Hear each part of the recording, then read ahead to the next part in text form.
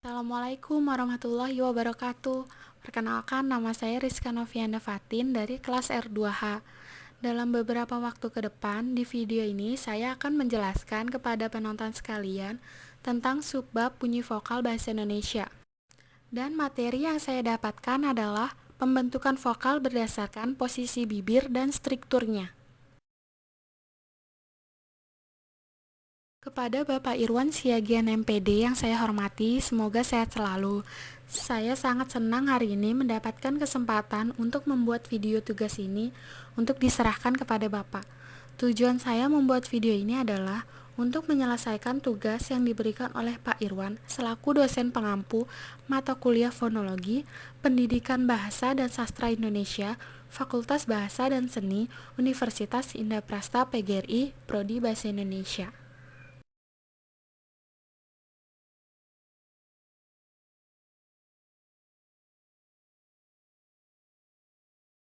Bab pertama yang akan saya bahas adalah pembentukan konsonan. Saya akan menjelaskan tentang perbedaan vokal dengan konsonan menurut Marsono. Dalam kegiatan belajar ini dibahas berbagai jenis pembentukan konsonan.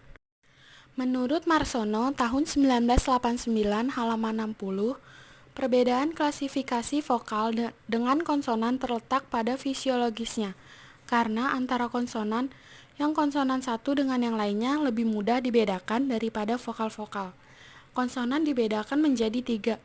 Yang pertama ada cara hambat atau cara artikulasi atau tempat hambatan, tempat artikulasi. Yang kedua ada hubungan posisional antara penghambat-penghambatnya atau hubungan antara artikulator aktif dan artikulator pasif, struktur. Dan yang ketiga ada bergetarnya pita suara.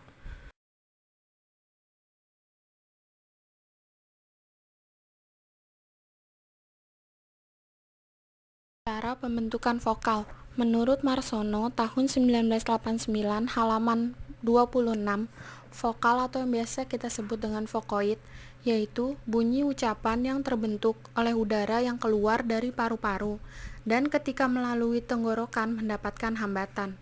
Adapun vokal dalam bahasa Indonesia berjumlah 6 buah, yakni A, I, U, E, O, dan E. Pembentukan atau kualitas vokal ini didasarkan pada 1.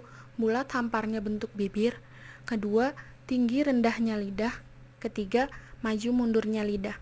Menurut renggang tidaknya ruang antara lidah dengan langit-langit vokal dibedakan ada 2, vokal sempit dan vokal lapang. Vokal sempit ada A, I, dan U. Vokal lapang ada A, E, dan O.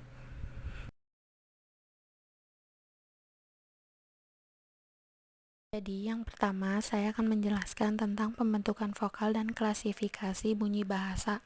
Ada 3, vokal, konsonan, dan semivokal. Yang pertama saya akan menjelaskan yang vokal. Vokal adalah bunyi bahasa yang arus udaranya tidak mengalami rintangan. Pada pembentukan vokal, tidak ada artikulasi hambatan untuk bunyi vokal hanya pada pita suara. Tidak lazim disebut artikulasi. Apa itu artikulasi? Artikulasi adalah perubahan rongga dan ruang dalam saluran suara untuk menghasilkan bunyi bahasa. Area artikulasi terbentang dari bibir luar sampai pita suara, di mana fonem-fonem terbentuk berdasarkan getaran pita suara, disertai perubahan posisi lidah dan semacamnya. Yang kedua, ada konsonan. Konsonan adalah bunyi bahasa yang dibentuk dengan menghambat arus udara pada sebagian alat ucap. Yang ketiga, ada semivokal. Semivokal adalah bunyi bahasa yang secara praktis termasuk konsonan, tetapi karena pada waktu diartikulasikan belum membentuk konsonan bunyi.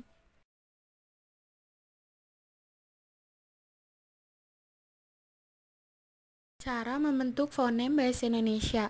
Bunyi bahasa yang disebut fon dibentuk dengan cara diartikulasikan. Berdasarkan sifatnya, artikulator terbagi menjadi 2. Ada yang aktif dan pasif. Apa sih artikulator pasif dan aktif? Saya akan memberitahukan. Yang pertama ada artikulator aktif, alat ucap yang dapat bergerak untuk menghasilkan bunyi bahasa, seperti misalnya lidah dan bibir. Yang kedua ada artikulator pasif, artinya alat ucap yang tidak dapat bergerak, tetapi disentuh atau didekati oleh artikulator aktif dalam menghasilkan bunyi bahasa. Misalnya, gigi atas dan langit-langit. Artikulator aktif biasanya berpindah-pindah posisi untuk menentukan titik artikulasi guna menghasilkan bunyi bahasa. Menurut Lapoliwa tahun 1981 halaman 18, hubungan posisional antara artikulator aktif dan pasif disebut struktur atau struktur. Oleh karena itu, vokal tidak mempunyai artikulasi. Strukturnya ditentukan oleh celah antara lidah dan langit-langit. Sesuai dengan strukturnya, di bawah ini dikemukakan cara-cara membentuk fonem, baik vokal maupun konsonan. Pemberian klasifikasi vokal diperkenalkan oleh Daniel Jones tahun 1958 halaman 18 dengan istilah sistem vokal kardinal. Apa sih vokal kardinal itu? Vokal kardinal itu adalah bunyi vokal yang mempunyai kualitas tertentu yang telah dipilih sedemikian rupa untuk dibentuk dalam suatu rangka gambar bunyi. Menurut teori Marsono tahun 1989 halaman 26, rangka gambar bunyi ini dapat dipakai sebagai acuan perbandingan dalam deskripsi vokal seluruh bahasa dunia. Vokal kardinal dilambangkan dengan I, E, A, E, O, dan U dalam International Phonetic Association.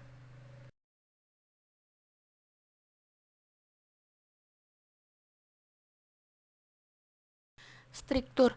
Struktur adalah keadaan hubungan posisional aktif dengan pasif atau titik artikulasi.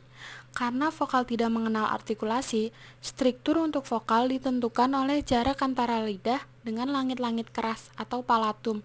Dilihat dari strukturnya, maka berdasarkan strukturnya bunyi vokal dapat dibedakan menjadi 4 jenis, yakni vokal tertutup, semi tertutup, vokal terbuka, dan vokal semi terbuka. Yang pertama, saya akan menjelaskan vokal tertutup.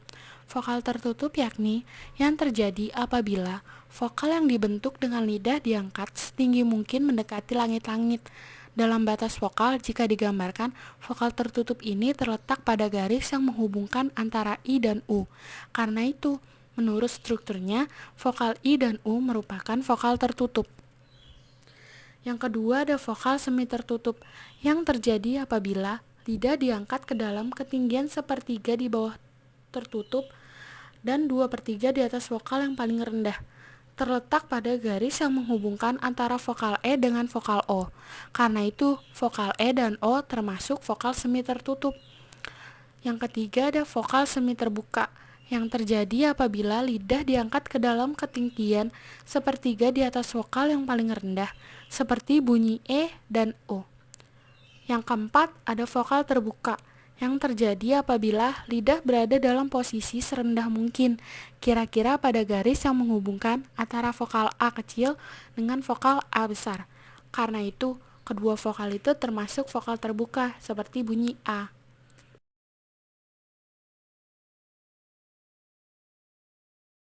Pembentukan vokal berdasarkan posisi bibir. Berdasarkan bentuk bibir, sewaktu vokal diucapkan, vokal dibedakan atas 3. Yang pertama vokal bulat, yang kedua vokal tak bulat, dan yang ketiga vokal netral. Yang pertama vokal bulat, yakni vokal yang diucapkan dengan bentuk bibir bulat. Bentuk bibir bulat bisa terbuka atau tertutup. Jika terbuka, vokal itu diucapkan dengan posisi bibir terbuka, bulat, atau yang disebut dengan open rounded, misalnya vokal U dan O. Yang kedua, vokal tak bulat, yakni vokal yang diucapkan dengan bibir tidak bulat melainkan terbentang melebar. Misalnya I, E, dan A. Yang ketiga, vokal netral, yakni vokal yang diucapkan dengan bentuk melut, tidak bundar dan tidak melebar, seperti vokal bunyi A.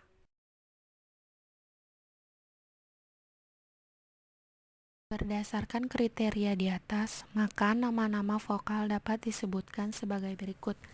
I kecil adalah vokal depan, posisi lidah tinggi atas, bentuknya tak bundar, strukturnya tertutup.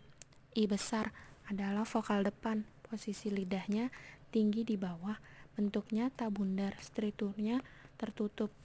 U kecil adalah vokal belakang, posisi lidah tinggi, atas, bentuknya bundar, strukturnya tertutup.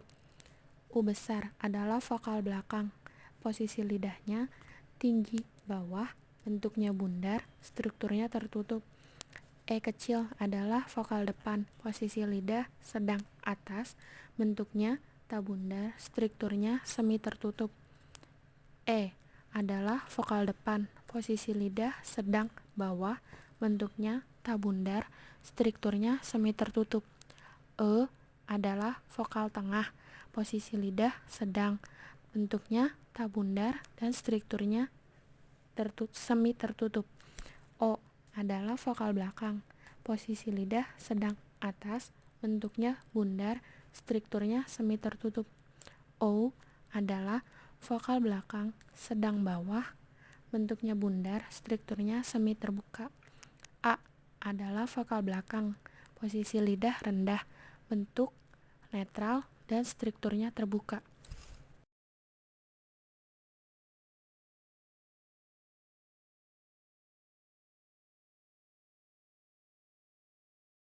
Alat ucap. Bunyi-bunyi yang terjadi pada alat-alat ucap itu biasanya diberi nama sesuai dengan nama alat ucap itu. Namun, tidak biasanya disebut bunyi gigi atau bunyi bibir, melainkan bunyi dental dan bunyi labial, yakni istilah berupa bentuk adjektif dari bahasa Latinnya. Dalam fonetik artikulatoris, hal pertama yang harus dibicarakan adalah alat ucap manusia untuk menghasilkan bunyi bahasa. Sebetulnya, alat yang digunakan untuk menghasilkan bunyi bahasa ini mempunyai fungsi utama lain yang bersifat biologis. Misalnya, paru-paru untuk bernapas, lidah untuk mengecap, gigi untuk mengunyah, dan bibir untuk berbicara. Namun, secara kebetulan alat-alat ini digunakan untuk berbicara juga. Kita perlu mengenal nama-nama alat-alat itu untuk bisa memahami bagaimana bunyi bahasa itu diproduksi. Dan nama-nama bunyi itu pun diambil dari nama-nama alat ucap itu.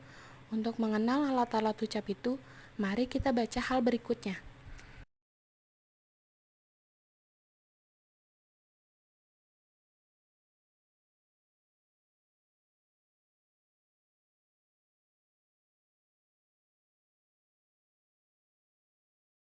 Macam-macam alat ucap.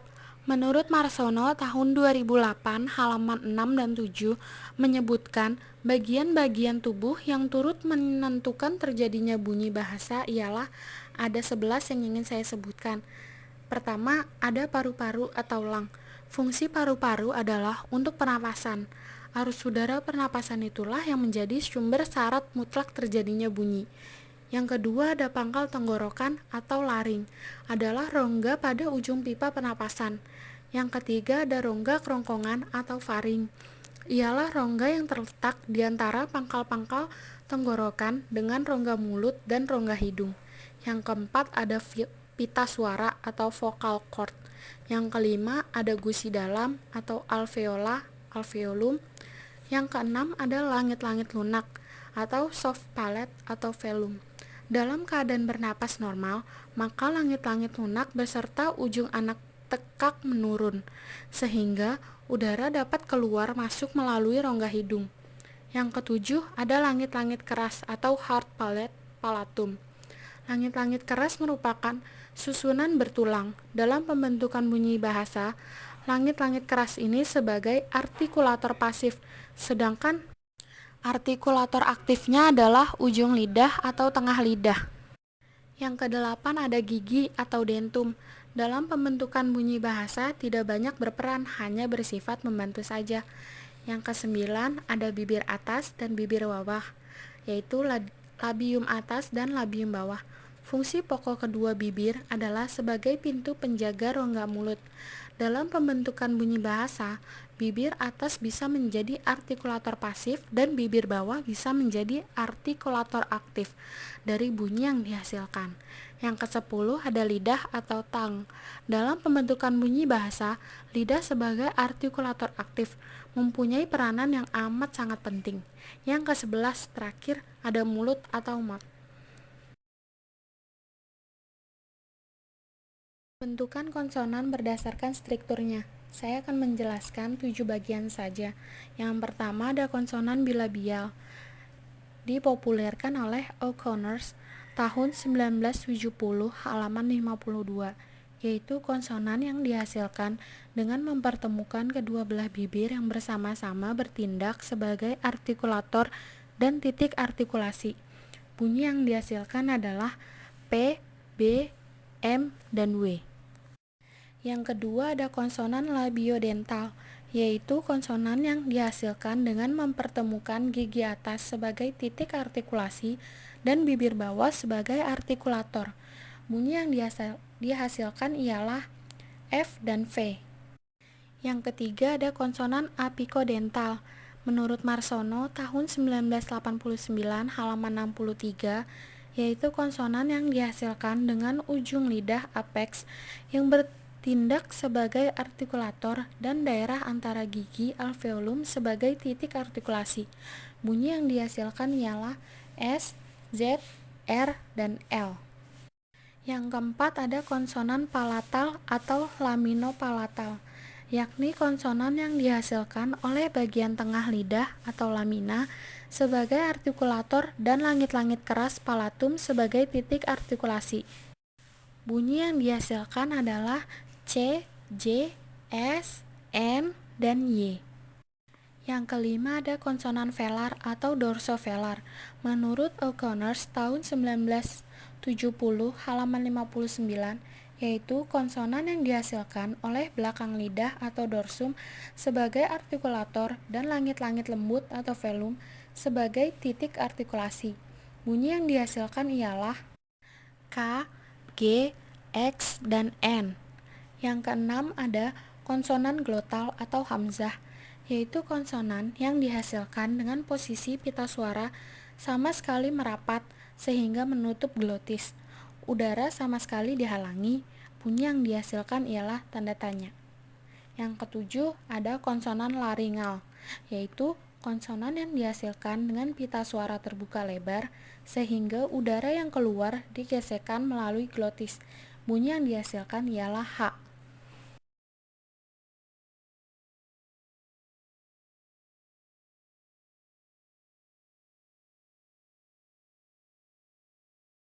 Kesimpulannya adalah vokal dapat dibentuk berdasarkan tinggi rendahnya lidah, bagian lidah yang bergerak, bentuk bibir, dan strukturnya. Berikut ini jenis-jenis vokal berdasarkan cara pembentukannya, yakni yang A, berdasarkan tinggi rendahnya lidah. Ada vokal tinggi, vokal sedang, dan vokal rendah.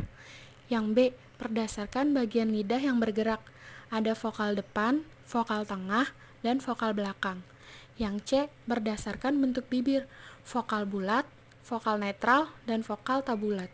Yang D, berdasarkan strukturnya, ada vokal tertutup, vokal semi tertutup, dan vokal semi terbuka. Dan satu lagi, vokal terbuka.